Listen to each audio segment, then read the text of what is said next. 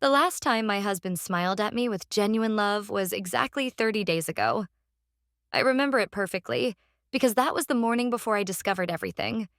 Before I learned about the affair, before I uncovered the financial fraud, before I realized our entire marriage was built on a foundation of lies. But today, watching him swagger through our front door at 7:43 a.m., his smile was different. It was the smile of a man who thought he was untouchable. If only he knew he had exactly 52 minutes left of that delusion.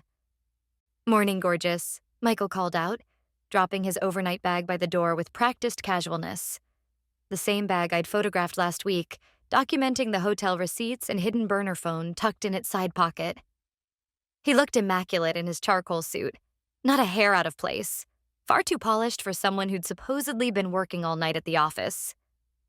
I stood in our kitchen wearing his favorite silk robe, pretending to be absorbed in my morning coffee and phone. The security camera feed on my screen showed our empty driveway, where just 20 minutes ago, his mistress's red Tesla had dropped him off at the corner of our street. Claire Thompson, VP of Operations, my former friend, and the woman who'd been sleeping with my husband for the past 8 months. "You're up early," he noted, loosening his tie. The new Hermes one I hadn't bought him. The one that had appeared in his closet 3 months ago, along with designer watches and cufflinks that cost more than my monthly salary as a high school counselor. Gifts from Claire, paid for with money that would soon be the subject of a corporate fraud investigation. "Couldn't sleep," I replied, my voice steady despite the hurricane raging inside me. "Bad dreams." He crossed the kitchen, his $1,200 Oxford shoes clicking against our marble floors. Floors we'd picked out together 7 years ago, when I still believed in forever. When I reached up to accept his morning kiss, I caught the faint trace of unfamiliar perfume. Chanel No. 5, Claire's signature scent. "I'm sorry about the emergency meeting," he said, his hand lingering on my waist. "These investors from Singapore, you know how it is. Different time zones." I nodded, remembering the actual emergency meeting that would be happening in 50 minutes. The one where the board of directors would be reviewing the evidence I'd helped gather. The one where Michael's carefully constructed world would begin to crumble. "How about I make it up to you?" he continued, checking his Rolex, another gift from Claire. "Dinner at L'artisan tonight? Just the two of us?" My lips curved into a smile that didn't reach my eyes. "Actually, I have a feeling today's schedule is going to change dramatically. For both of us." He didn't catch the edge in my voice, too preoccupied with his phone as another message from Claire lit up the screen. I caught a glimpse of the text before he turned away. "Last night was amazing. Same time next week?" 47 minutes. My name is Rachel Chen, and this is the story of how I orchestrated the most satisfying karma my cheating husband and his mistress never saw coming. The thing about betrayal is that it never comes as a single, earth-shattering moment. Instead, it creeps in through the cracks of your perfect life, whispering doubts into your ear until you can't ignore them anymore. For me, it started with a wine stain. 45 minutes until Michael's world implodes. It was such a small thing.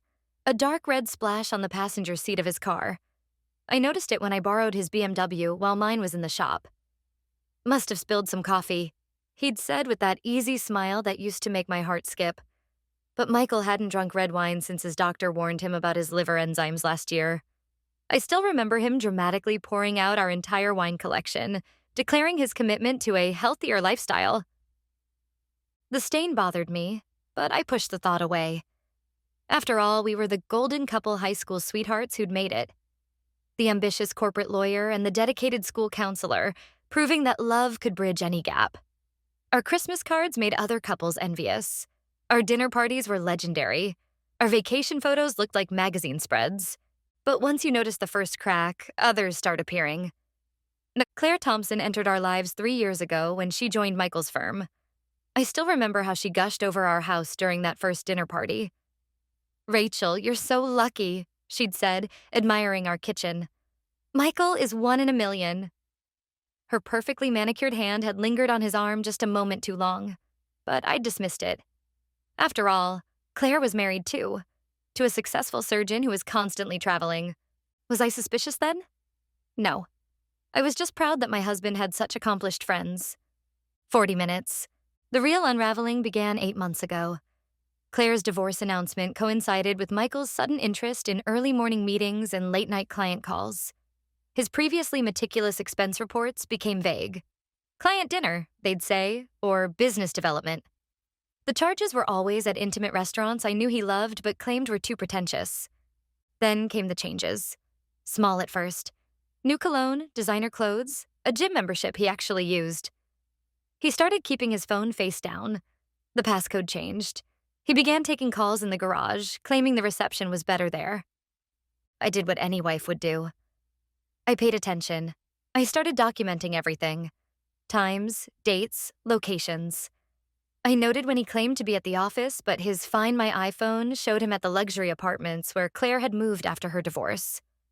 I photographed receipts, saved screenshots of suspicious texts, and kept a detailed log of every inconsistency. But the smoking gun? That came from the most unexpected source. Claire's ex-husband, Dr. James Thompson, reached out to me a month ago. His message was simple. I think we need to talk about our spouses. Over coffee at a quiet cafe 3 towns over, James laid out what he'd discovered. Not just the affair. That was almost secondary to what he'd uncovered while reviewing his divorce settlement.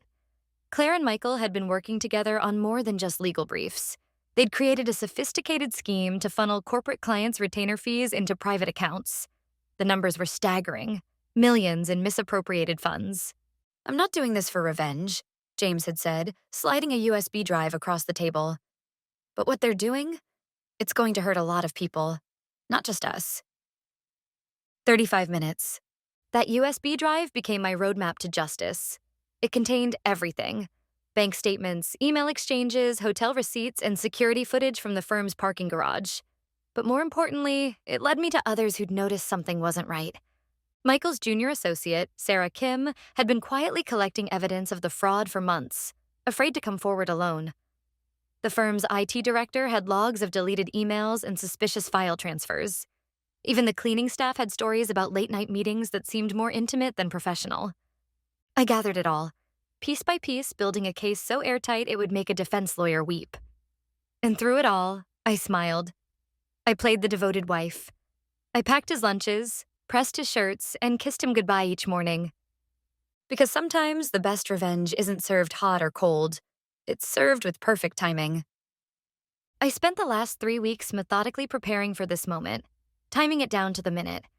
While Michael thought I was at my weekly book club meetings, I was actually orchestrating his downfall with a precision that would have made him proud if he wasn't about to become its victim.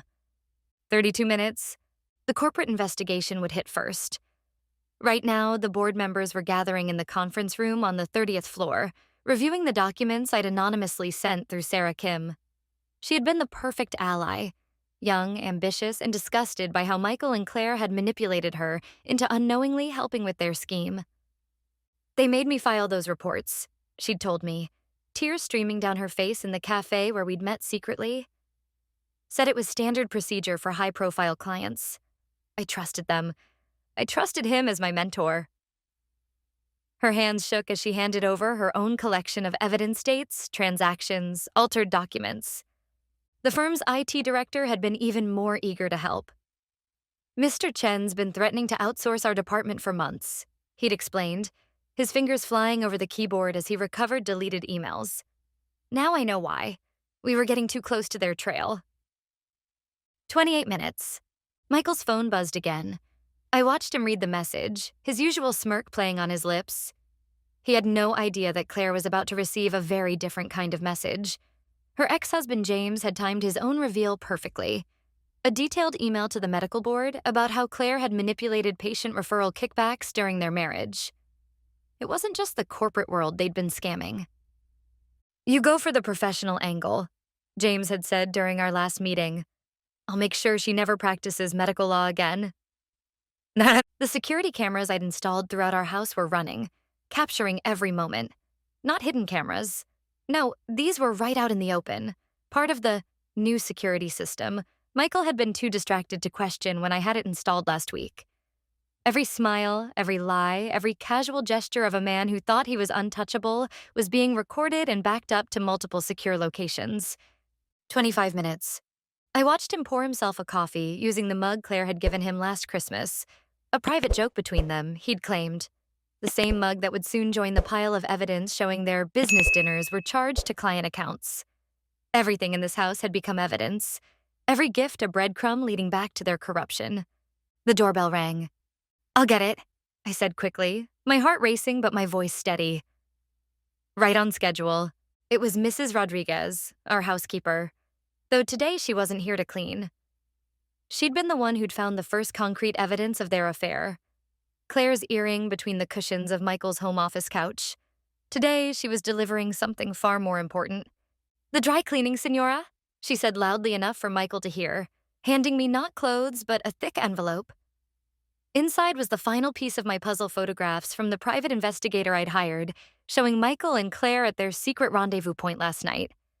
The same photos that would be displayed on every screen in the boardroom in exactly 22 minutes. "Gracias, Maria," I smiled, adding a generous tip to her usual payment. She'd been more than a housekeeper through all this. She'd been my witness, my confidant, and sometimes the only reason I maintained my sanity. The weight of the envelope felt like justice in my hands. I placed it carefully on the kitchen counter next to the other documents I'd prepared. Divorce papers, bank statements, transfer records. A comprehensive record of betrayal, both personal and professional. 20 minutes. If you're enjoying this story so far, please consider liking this video and subscribing to my channel. It costs you nothing, but for me, especially in these early days, it means the world. Let's continue with what happens next. Michael was about to learn that karma doesn't just happen. Sometimes it needs a little push from a woman scorned. And I had done more than push. I had orchestrated a symphony of consequences that would bring down not just my cheating husband, but the entire house of cards he'd built with his mistress. The security system chimed softly, alerting me to movement in our driveway. Right on time, the first board member had arrived at our house. Michael wasn't expecting anyone, of course. He had no idea that I'd invited the entire board of directors to our home for an emergency brunch meeting. "Honey," I called out, my voice dripping with sweetness that masked the venom beneath. "I hope you don't mind, but I invited some of your colleagues over for breakfast. I thought it was time we all had a proper chat." The look of confusion on his face was just the beginning. In exactly 17 minutes, that confusion would turn to horror as his perfectly constructed world began to crumble. One damning piece of evidence at a time. The doorbell chimed again. This time, it wasn't just any board member. It was Thomas Parker, the firm's newest partner. Handsome, single, and exactly the kind of man Michael had always felt threatened by. The same man who'd been seen having intimate dinners with me over the past 2 weeks. 15 minutes. "Tom," I greeted warmly, noting how Michael's head snapped up at the familiar way I said his name. "Thank you for coming." I let my hand linger on Tom's arm just a fraction too long, the same way I'd watched Claire touch my husband countless times. Michael's coffee cup clinked sharply against the counter. "Tom, what's going on here, Rachel?" "Oh, didn't I mention? Tom and I have been spending quite a bit of time together lately. He's been so supportive." I smiled, watching the color drain from Michael's face as he finally noticed what I was wearing. Not his favorite silk robe, but a dress Tom had complimented at our last dinner. "Supportive?" Michael's voice cracked slightly. "Supporting what exactly?" Tom moved closer to me, playing his part perfectly. He'd been eager to help when I'd explained my plan. Not for romance, but for justice. His own sister had lost everything to a cheating spouse years ago. "Supporting your wife through a difficult time?" Tom replied coolly. "Someone had to." 10 minutes. More cars were pulling into our driveway now. Michael's phone was buzzing continuously. Likely Claire, warning him about the emergency board meeting she'd just been ambushed with at the office. "Rachel," Michael started, his eyes darting between Tom and me. "Whatever you think is happening—" "Oh, I know exactly what's happening." I cut him off, my voice steady. "Just like I knew exactly where you were last night. The Archer Hotel, room 1504. Claire's favorite room. She loves the view of the city lights. Did you really think I wouldn't find out?" His face went from red to white in seconds, but I wasn't done. "It's funny, actually. While you were there, I was having dinner with Tom at La Maison. You know that pretentious French restaurant you suddenly started expense reporting as client meetings? Tom and I sat at your usual table. The staff recognized me. They were so confused, seeing me there with another man when my husband usually brings his colleague there. 7 minutes. The doorbell rang again. And again. Board members were arriving in force now, each carrying copies of the files I'd made sure they received this morning. This isn't what you think, Michael stammered, reaching for me. Rachel, baby, we can talk about this. I stepped back closer to Tom. Like how you talked about it with Claire? Planning your future together over wine I'm not supposed to know you drink again? Making plans for my money? My inheritance that you thought I didn't know you'd been embezzling? His eyes widened. The final blow was landing. That's right, Michael. I know about the offshore accounts, the fake client retainers, everything. I pulled out my phone, showing him the screen, a text from Claire's ex-husband. It's done. Board has everything. Michael lunged for his own phone, finally reading the messages he'd been ignoring. His hands were shaking so badly he almost dropped it. 4 minutes. You know what the worst part is? I continued, my voice finally betraying a tremor of real emotion. I actually let myself fall for Tom a little bit these past weeks. He was kind, attentive, everything you used to be. But unlike you, he understood this wasn't about love. It was about justice. Tom stepped away from me then, professional mask firmly in place as more board members filed in. We'd never actually been romantic. Every dinner, every touch, every lingering look had been calculated to create the appearance of an affair. A taste of Michael's own medicine, served cold. The difference between us, Michael? I said softly, watching his world collapse in real time. I didn't actually sleep with Tom. I couldn't. Because unlike you, I actually meant my vows. 1 minute. Never. The board chairman cleared his throat from our now crowded living room. Michael Chen, we need to discuss some irregularities in the firm's accounts, and your wife has quite an interesting presentation for us. The next 45 minutes were a masterclass in professional destruction.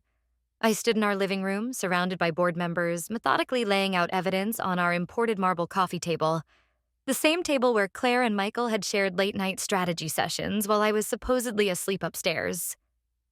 As you can see, I explained, my voice clear and professional despite the emotion threatening to crack through. The pattern of fraudulent billing began approximately 8 months ago. I handed out detailed timelines, each color-coded and annotated. Each of these highlighted entries corresponds to a falsified client retainer. Michael sat frozen in his leather armchair, watching his career dissolve with each document I presented. The board members' expressions ranged from shock to barely contained fury as the full scope of the fraud became clear. Mrs. Chen, the board chairman interrupted, his face ashen. You're telling us this amounts to $7.3 million, I finished for him. Though I suspect you'll find more once your forensic accountants dig deeper. I glanced at Michael, who looked physically ill. My husband and Miss Thompson were quite thorough in covering their tracks. Unfortunately for them, they didn't count on a scorned wife with a lot of free time and excellent attention to detail. As if on cue, my phone buzzed with a text from James Thompson. Claire just tried to access the offshore accounts. They're frozen. I allowed myself a small smile. Perfect timing. I believe, Tom Parker spoke up, his role now shifting fully to board member. We have enough here for criminal charges. Michael finally found his voice. Rachel, he pleaded, you don't understand what you're doing. We can talk about this. About us. There is no us, I cut him off, my voice sharp enough to slice through steel. There hasn't been an us since you decided to sleep with my friend and steal my inheritance. The board chairman cleared his throat uncomfortably. Several members were already on their phones, presumably calling their legal department. Michael's world was crumbling in real time, broadcast on the same security cameras that had caught him and Claire in their after-hours meetings. I did it for us, he tried again, desperation making him sloppy. The money, I was investing it, building a future. A future? I laughed, but there was no humor in it. You mean the future you and Claire planned in the Maldives? Yes, I know about that too. The villa you put a deposit on, the plans to transfer the funds once the divorce was final. I pulled out one final document screenshots of their intimate messages discussing their future together. You should really change your iPad password, honey. Your birthday is a bit obvious. The next few hours passed in a blur of police arrivals, formal statements, and watching my husband being escorted out of our home in handcuffs. Claire was arrested at the office simultaneously, a detail I learned from the news alerts blowing up everyone's phones. Later that night, I sat alone in my bedroom, surrounded by the remnants of a life built on lies. Tom had offered to stay to make sure I was okay, but I'd declined. His part in this play was done, and truthfully, I needed this moment alone. I opened my laptop, logging into my email to find dozens of messages from friends and family who'd seen the news. Michael's face was already splashed across legal blogs, the promising young lawyer brought down by greed and lust. Claire's medical law career was over before the sun had set. But it was one email that caught my eye. A job offer from a prestigious private school in Seattle. A fresh start, 3,000 miles away from the ashes of my marriage. I thought about the way Michael had smiled at me this morning, so confident in his secrets. I thought about Claire, who'd hugged me just last week, promising to always be there for me. I thought about the nights I'd spent crying, questioning if I was somehow not enough. And then I thought about the future. My future. One without the weight of betrayal, without the constant performance of being the perfect wife. A future where the only person I needed to trust was myself. I clicked reply on the job offer. Thank you for considering me, I typed. I would be delighted to accept the position. My finger hovered over the send button for just a moment. In the bathroom, I could see the empty spaces where Michael's things had been. Spaces that somehow didn't feel empty at all anymore, but full of possibility. I hit send. Sometimes the best revenge isn't just exposing the truth or achieving justice. Sometimes it's walking away and choosing yourself. No backup plan, no replacement romance, no safety net. Just the pure, terrifying, exhilarating freedom of starting over. Michael and Claire's crimes would have consequences. Legal, financial, professional. But my consequence for them was perhaps the cruelest of all. I would be happy without them. Successful without them. Whole without them. And they would have to live with that knowledge for the rest of their lives. 1 year later. The Seattle rain taps against my office window at Westbrook Academy, a steady rhythm that's become more comforting than any of Michael's promises ever were. A student sits across from me, tears streaming down her face as she confesses her boyfriend's betrayal. The irony isn't lost on me. Miss Chen, she hiccups. How do you just move on? How do you trust again? I look at the young girl, so much like I was, believing love conquered all, and think carefully about my answer. On my desk, a newspaper sits folded to the financial section. Former attorney Michael Chen sentenced to 15 years. Below it, a smaller headline announces Claire Thompson's disbarment and civil penalties. You want to know the truth, Amy? I lean forward, choosing my words carefully. You don't just move on. You move forward. There's a difference. The distinction had taken me months of therapy to understand. Moving on suggested leaving something behind. Moving forward meant carrying the lessons with you, letting them shape you into someone stronger, wiser, more compassionate. My phone buzzes.